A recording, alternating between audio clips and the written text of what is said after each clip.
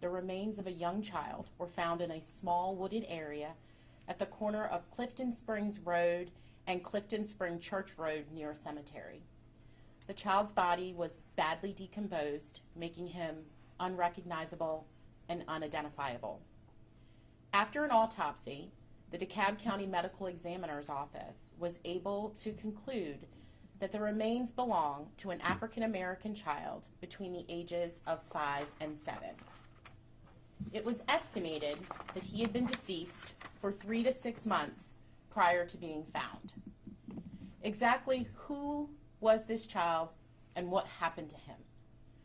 Those are the questions that would resonate throughout the years. Detectives hoped that the white and blue plaid shirt, red denim jeans, and brown Timberland boots he wore would lead to his identity. Instead, they became symbols of a tragic mystery. No name, no familial or geographic identity, no missing child reports. The victim became known as young John Doe, or sometimes referred to Clifton Doe, named after the area he was found. There would be memorial services throughout the years, artist renderings, and pleas for the public's help for answers to no avail. At every turn, this case ran cold, until now. In May of 2020, a tipster recognized the victim through an updated artist rendering provided by the National Center for Missing and Exploited Children. Today, John Clifton Doe has been identified as William Deshaun Hamilton, a 6-year-old child from Charlotte, North Carolina, who had recently relocated to Atlanta with his mother shortly before his death. Following the tip to the National Center, further investigation and DNA testing ensued, leading not only to William's identification, but to clues surrounding his death and the alleged suspect in his killing, his mother, 45-year-old Teresa Ann Bailey Black. On June 28th of 2022, a DeKalb County grand jury returned an indictment against Black on charges of felony murder, aggravated assault, cruelty to children, and concealing the death of another in connection with the death of young William. Defendant Black was arrested on June 29th of 2022 in Phoenix, Arizona, where she resides.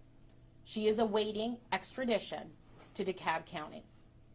Once here, she will be arraigned, and the case will be set for trial at a date to be determined. Because this is an open and pending case, we can't go into many specifics, but I can offer this timeline based on our investigation. December of 1998, William Hamilton is withdrawn from school in Charlotte. February of 1999, an unidentified child's body is found in a wooded area in DeKalb County. May of 2020, the National Center for Missing and Exploited Children receives a tip regarding the unidentified remains. February 2022, Teresa Bailey Black is identified as a suspect. February of 2022, the unidentified remains are identified as 6-year-old William Hamilton. June of 2022, Teresa Bailey Black is indicted and then arrested in Phoenix, Arizona. We are currently seeking the public's assistance. According to the investigation, Teresa Ann Bailey briefly worked at an establishment in Atlanta known as Pleasers and may have been obtaining assistance from the Atlanta Day Shelter for Women and Children. We are asking anyone who may have known or interacted with Miss Bailey or with young William during that time here in the metro area in 1998 or 1999 to please call our cold case tip line. You can remain anonymous. That number is 404-371-2444. While this is the beginning of the criminal aspect of this case, it brings to close decades of unanswered questions. We would not be here today without the dogged determination of so many dedicated partners. But let me start with my team. Thank you to Lance Cross, Director of our Major Crimes Unit, Shannon Hodder, Deputy Chief Assistant District Attorney in our Trial Division, and Supervising Investigator Matt McClendon for believing in this case and leaving no stone unturned. They have poured countless hours into this investigation and will lead the prosecution of this case. Also, a special mention to Senior Assistant District Attorney Agatha Romanowski and Senior Investigator Crispin Henry with our Saki team for their preliminary work on this case. Thank you to the DeKalb County Police Department, specifically Chris Harvey, who served as the lead investigator on this case in 1999. He now serves as the Deputy Director with the Georgia Peace Officer Standards and Training Council, or POST. Also, Lieutenant Adam Quigley, who is currently working the investigation with our team and lending his expertise and equal amounts of passion and determination to uncovering the truth and obtaining justice for William. You'll hear from representatives in just a moment, but let me also thank the DeKalb County Medical Examiner's Office and the National Center for Missing and Exploited Children. Before I turn this podium over, allow me to extend a huge debt of gratitude to you, the public, for keeping this case on your hearts and on your minds for decades. We look forward to bringing justice on behalf of William Deshaun Hamilton, an unknown name and face no more. I'd like now to invite our partners up for a few remarks before answering any questions. First, Director Pat Bailey with the DeKalb County Medical Examiner's Office. Good morning, Madam DA, to my DeKalb partners. This is a great day for our office. The medical examiner has not let this case rest over the past 23 years.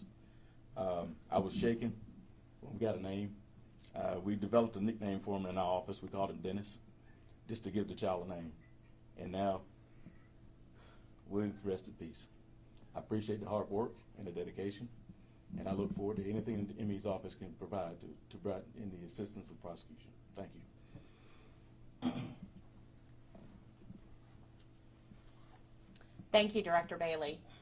And finally, I'd like to invite to the podium Angeline Hartman, Communications Director for the National Center for Missing and Exploited Children, the agency that received the tip that was critical to helping us break this case. But Angeline has a very special connection to this case. She was a local reporter on the scene when young William's body was recovered. She covered the story extensively while here and on a national platform with America's Most Wanted and on her podcast, Inside Crime. The point is that Angeline has never forgotten this case and has done her best to keep it in the public forefront. We appreciate her dedication to seeking answers and helping us pursue justice. Angeline. Well, you know I have to hug you after. Wow.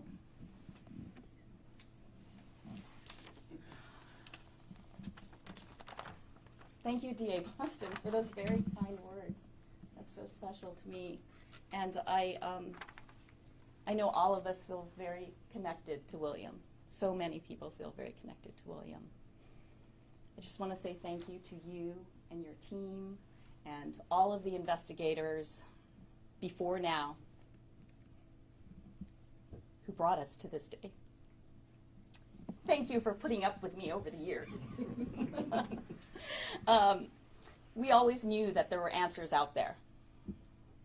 As you know, the break in this case happened when someone called the National Center for Missing and Exploited Children after seeing that reconstruction photo. We know that images like this work, and that's why we ask people to take the time, just take a moment out of your day to look. You never know when you're going to be that one person. It just takes one call.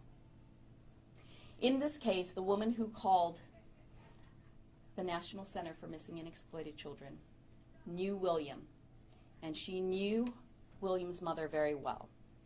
For more than 20 years, she wondered what happened to William.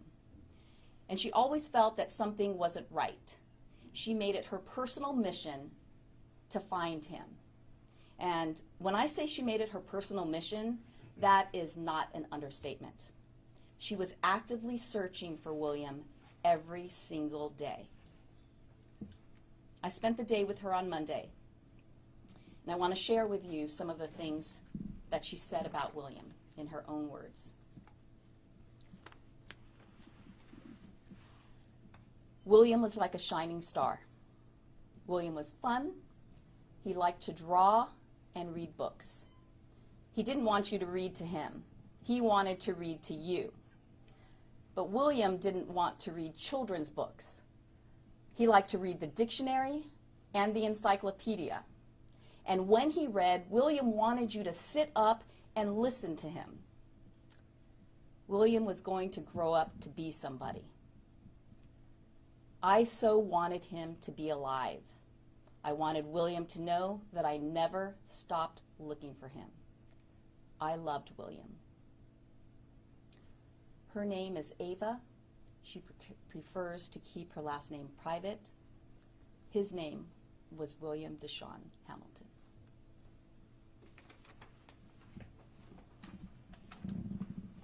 Thank you, Angeline.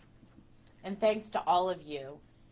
We'll now open the floor to questions.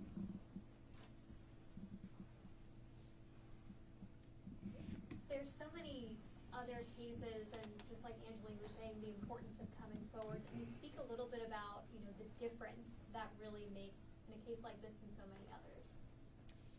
In this case, we would have never been able to identify William nor seek justice without someone from the public coming forward.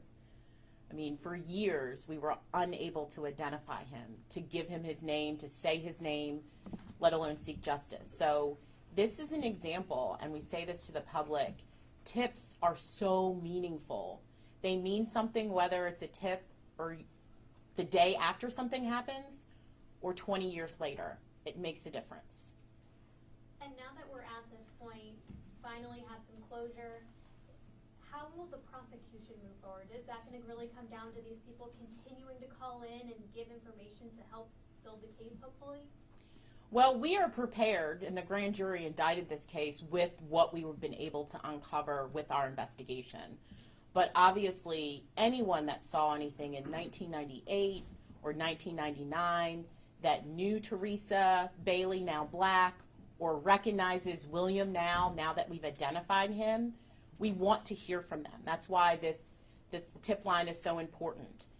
Anybody that might have witnessed anything during that time period could provide critical additional information that will be essential in the prosecution of this case.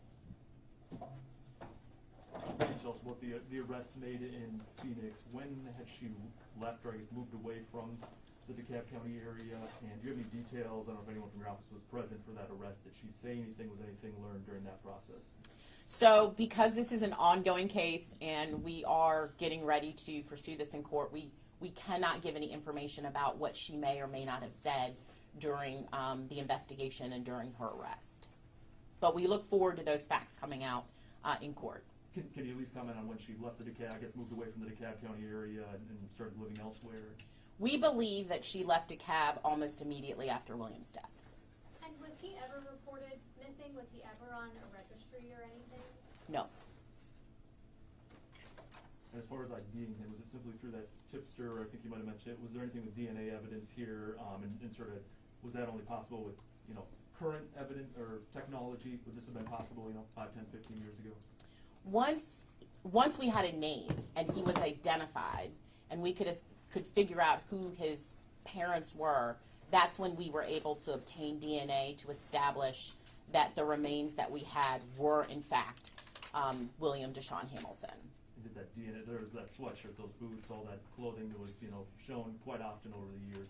Was the DNA pulled from those items? Actually from his skeletal remains. And our apologies for being a bit late, but can you revisit the circumstances Well, the circumstances are is that his body was found decomposed in a shallow grave in a wooded area at Clifton Springs and Clifton Church Springs Road in DeKalb back in 1998, 99. And do you know how long his body had been in that shallow grave? We believe that it had been in the grave for several months when he was located, based on the decomposition of the body at that time. And beyond this tipster, back in 1999, was there, I don't know, William's father, other family members, other people close to him that were searching for him, that reported William as missing in some jurisdiction to sort of, it seems, sort of, was the mom the only one that knew him? William was not reported missing. And so therefore, no one was necessarily looking for him. What we know is that people ask questions, but he was not declared a missing child at that point. So when we discovered his body, when police started their investigation, we had no idea whom this child was. And so imagine the search radius when you are trying to identify a child that has not yet, in fact, been declared missing. It's like searching for a needle in a haystack. Especially with them having just moved. Do we know what brought them to the DeKalb County area when they moved? We do not, not that I can share right now. And we're, of course, looking for more information for the short period of time that Miss Bailey, at the time, now Miss Black, lived in the area. And the investigation definitely pointed to this being a homicide and not a death of any natural causes or anything. Yes, we have a reason to believe that it is a homicide. Okay, Angeline, question for you. Sure. What about this case that you never stop? We have covered, doing George Most Wanted together, a lot of cases. But tell me, what about this one here? I mean, I think from day one, this case bothered anybody who knew about it. Those who were out at the scene, whether they were investigators or the media. When you hear about a child, especially at that time, we didn't know how young, but we knew that it had to be a child because of just from what we saw at the scene, right? We knew that this was a young person, and anytime something like this happens involving a young person, that just hits you. And now, over the years, to know, we just kept trying and develop more information, and to see these composites, to see these images, I felt closer to him over the years. And I know we all cared for him in a special way, but that connection, I can't explain it. I think we all feel it. And today is a day that we had hoped would happen, and even though we had hoped it would happen all this time, it's still hard to believe that we're really here. And we're just so grateful to everybody who worked so hard on this.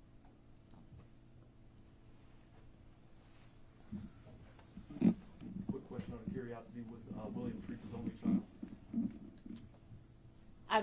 I'm not going to comment right now on who Teresa Bailey Black is now.